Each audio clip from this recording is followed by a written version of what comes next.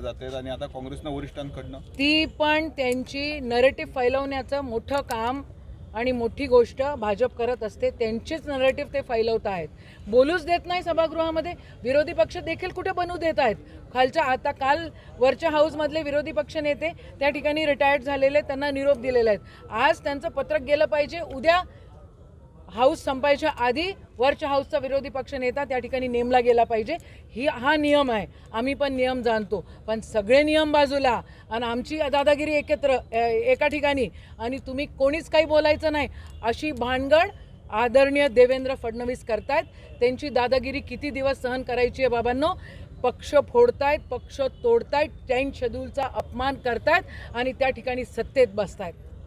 मतं पण त्यांनी विकत घेतलेले आहेत असं म्हणायला काहीच हरकत नाही। ते एक शेवटला प्रश्न, काल उद्धव ठाकरेंकडे स्कोप आहेत असं म्हटलेलं आहे फडणवीसांनी, उद्धव ठाकरेंना कसं पाहता? मग देवेंद्र फडणवीस काहीही बोलतील, उद्धव ठाकरेंना माहिती आहे काय करायचं आहे।